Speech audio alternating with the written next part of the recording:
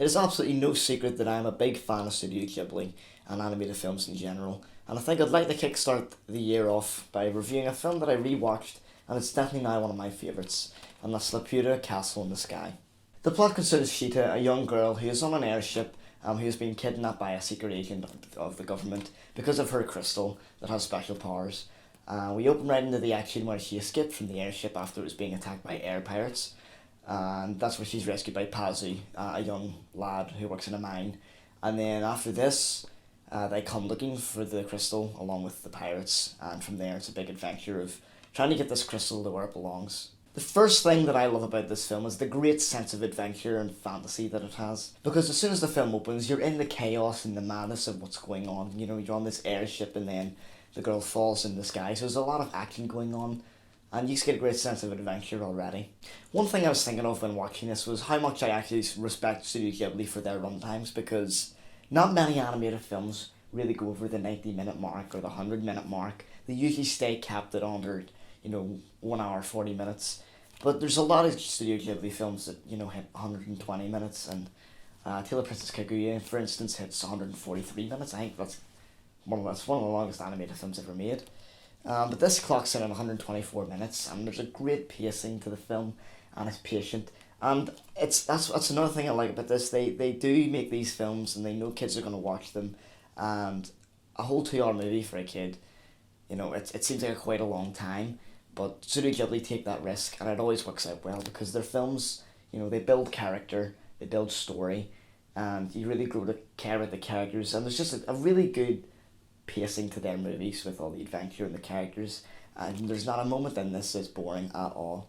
And they always nail stories that are quite mature and aren't just for kids, and they're not full of silly humour or fart jokes or anything like that, or on the nose dialogue, or things that wrap up too neatly and become these big life lesson kind of movies. I mean, Studio Ghibli has lots of life lessons and things like that in them, but it does it in a very smart way that you actually think about it, and it feels a lot more realistic, which is amazing because a lot of their films are so heavily influenced by fantasy.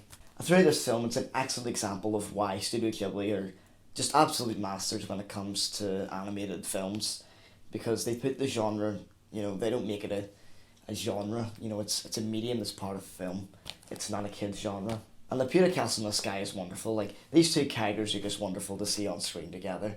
That lovely relationship, it's quite a romance, and that's one thing, and it is a romance, but these two characters never say anything like "I love you" or anything like that, but it's so clear to see, and I absolutely love that. As for the Blu-ray itself, it's a really good release. It has good special features, of course. It's got some of the stuff about the people who done the voice acting. I watched this in the Japanese, but Mark Hamill, did the voice of Pazu in this, which I thought was quite interesting. And there's also some good special features of Hayao Miyazaki talking on this, and he said that he went to Wales for inspiration of designs, and I was fascinated by that. Like, it just sounds so random that this Japanese man came over to Wales.